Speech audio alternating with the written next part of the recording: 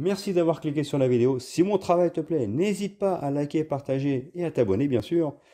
Et pour le reste, j'espère que la vidéo te plaira. A plus. Bonjour à toutes et à tous, c'est Style68. J'espère que vous allez bien, les amis. Aujourd'hui, review, mon avis sur Backlash qui a eu lieu en France, le pay-per-view de la WWE qui s'est déroulé après WrestleMania.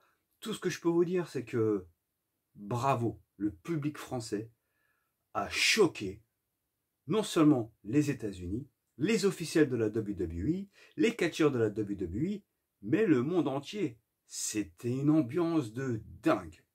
Pour ceux qui veulent suivre le pay-per-view, donc il faut être abonné à B1, vous avez la rediffusion de ce Backlash et vous allez voir que le public français de A à Z a été on fire. C'était absolument incroyable. Au vu de la carte qui, sur le papier, était correcte sans plus. C'était pas une grosse carte digne des plus grands pay-per-view. Et au final, le public a rendu tout simplement ce pay-per-view inoubliable et exceptionnel. Je vous en parle tout de suite.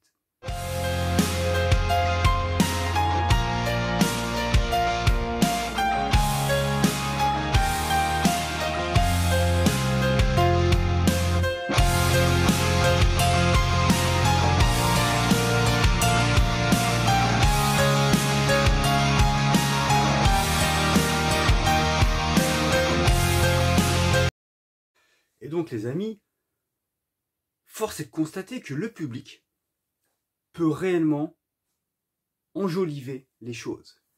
Déjà, la veille à SmackDown, c'était une folie. Et en termes de décibels, on a vu au début du show qu'apparemment les décibels qu'il y a eu lors de SmackDown, la veille, a été absolument intense. Et ça a choqué la WWE en se disant que le public français, il est chaud.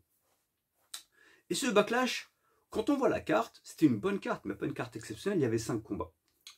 Et ben, tout ce que je peux vous dire, c'est que les 5 combats ont été exceptionnels. Il n'y a pas eu un combat moyen. Le public a été là à fond, du début à la fin.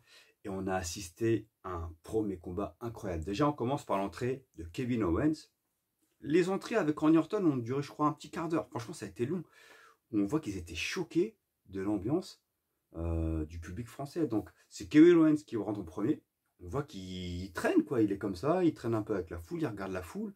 Ensuite, là, il y a la rentrée de Randy Orton. Et là, c'était magistral. J'avais des frissons, pour vous dire. Je crois que c'est la première fois de toute ma vie. Pourtant, je suis le catch depuis mi-90. Donc, je suis quand même un vétéran du catch qui connaît quand même tous les catcheurs, tous les pay-per-view, qui suis fan. C'est la première fois de ma vie que je vois un public à l'unisson chanter un main theme de Randy Orton. Même lui, Randy Orton, il était choqué, on le voit à son visage, il fait putain, c'est la première fois qu'on chante mon thème. Il était absolument abasourdi. Lui et Kevin Owens, on les voit à un moment donné, ils sortent de leur rôle de catcheur, on sent que c'est l'humain qui prend le pas. Ils sont comme ça, ils disent waouh, mais c'est un truc de fou, on n'a jamais vécu ça. Et ensuite, il y a eu la rentrée de la Bloodline, Solo Sikoa et Tama Tonga. Ce qui de base devait démarrer par un match tag team de base. Donc je vous dis, à la base, sur le papier, c'était un match simple, tranquille, enfin un match tag team classique, mais qui n'avait pas prétention à être exceptionnel, est devenu exceptionnel, magistral, unique. Ils ont commencé à se mettre sur la gueule, les officiels sont arrivés pour essayer de les séparer, et d'un coup, il y a eu l'annonce qui a fait plaisir, en disant bon bah, ok, vous voulez vous mettre sur la tronche, lâchez-vous, le match va devenir un street fight. Et là c'est parti en cacahuète totale. Ça se battait dans les gradins, ça se battait avec le public, ça commençait à sortir les candlesticks, les chaises, les tables, les poubelles, des projections faites sur la table des commentateurs. C'est parti en vrille totale. Ce match qui devait être un bon match pour démarrer un show est devenu magistral. Ce qui fait qu'au final, Kevin Owens, Randy Orton, sur la fin, ont perdu face à la Bloodline, car justement, au moment où Kevin Owens allait remporter le match, il y a eu l'intervention du frère de Tama Tonga qui a empêché Randy Orton et Kevin Owens de remporter le combat. Ce qui fait qu'au final, c'est la Bloodline qui remporte ce match. Et il y avait tout dans ce match. Il y avait de l'intensité, il y avait de l'agressivité, il y avait de la technique aussi, il ne faut pas croire. Il y avait de la folie, parce que franchement, il y a eu des coups, on dit, sont tarés. Et il y a eu, au niveau de l'alchimie, c'était parfait. On voit que la nouvelle Bloodline, avec Solo Sikoa qui prend le relais, on va dire, de Roman Reigns, a besoin aussi de prouver qu'ils sont capables de gagner sans le chef tribal. Et au final, je trouve que c'est bien qu'il s'est gagné, c'est pour montrer aussi que Solo Sikoa peut prendre le relais. Mais c'était intense. Et ensuite, le deuxième match, le triple threat pour le championnat du monde féminin. Donc c'est Bayley, je vous le dis tout de suite, qui a conservé sa ceinture. Mais pareil, ce triple threat était rythmé. Il y avait de la technique, il y avait de la voltige, il y avait de l'agressivité. Pareil, et le public français qui était à fond. Avec l'entrée de Bayley, c'était un truc de fou en train de chanter son ancien hymne. C'était un truc de malade. Même elle était choquée, elle se dit ouais mais c'est un public de ouf. Franchement, il y a eu de tout. En termes d'ambiance, je vous conseille de le regarder parce que le public français a été exceptionnel. Comme par exemple quand on avait le 1, 2, et après à l'unisson, simplement 2, simplement 2. C'est exactement ce que sort en général Philippe Chiot quand on dit simplement 2. Donc il y a eu ça, il y a eu plein de thèmes, enfin plein de petites...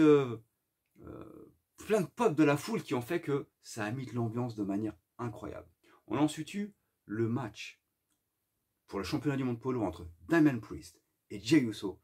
Et là, l'entrée de Jey Uso, incroyable, incroyable. Même lui, je pense qu'il se dit waouh. Il y a une pop envers Jey Uso qui est incroyable. Ce mec-là, franchement, il a quelque chose. Il sera champion tôt ou tard. Il a un vrai charisme. Et il est arrivé, il est rentré par la foule avec les lumières éteintes, les smartphones du coup de toute l'arena en fait qui illuminait un petit peu en fait la salle. Et ça faisait vraiment une ambiance de folie avec tous les supporters qui chantaient Yet, Yet, Yet. Et le combat entre Damien Priest et Jey Uso a été intense, violent. C'était incroyable. Et lorsque Jey Uso tapait, on entendait le public qui disait Yet. Quand c'était Damien Priest qui tapait Jey Uso, on entendait le public qui disait pas yet, pas yet. Genre not yet, not yet. En gros, ça va pas quoi. Et en fait, le public a contribué à ce que les matchs soient sublimés. Et donc, c'est Damien Priest à la fin qui remporte le match face à Jey Uso, grâce à l'aide quand même de la Judgment Day, en fait, de ses collègues, Finn Balor bien entendu. Et à la fin, ce que j'ai trouvé beau, c'est qu'on sent que sur le plan scénaristique, il y a quelque chose qui se passe au sein de de Judgment Day. Donc, Damien Priest remporte le match. Il sait qu'il a eu de la chance parce que sinon c'est Jey Uso qui allait gagner. Et au moment où l'arbitre lève son bras, donc lui il présente la ceinture en disant je suis champion, je reste champion, on voit qu'il y a la Judgment Day en fait qui se met à attaquer Jey Uso qui est à terre. Et là, Damien Priest se retourne, il repousse la Judgment Day en disant vous faites quoi les gars? Arrêtez vos conneries, c'est bon, j'ai gagné, je suis champion, on arrête les conneries, j'ai remporté le match, laissez-le tranquille. Et là on sent qu'il y a une petite tension. Et je pense que ça amène à une rivalité prochaine entre Finn Balor et Damien Priest.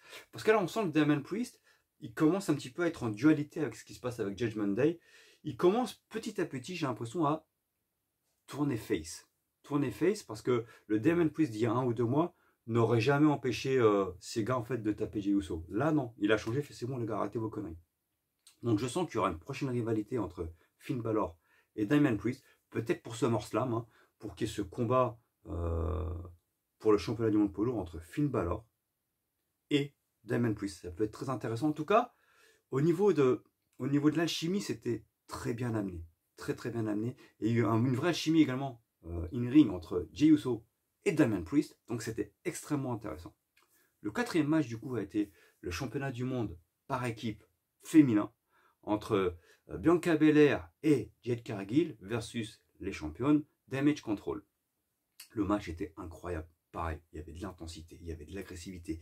Il y avait une alchimie, quand même, que je n'aurais pas pensé entre Bianca Belair et Jade Cargill, parce que c'était leur première union, en fait, parce que Jade Cargill a commencé son premier pay-per-view là, à WrestleMania, même si elle a de l'expérience sur le plan catchesque, parce qu'elle était à la AEW.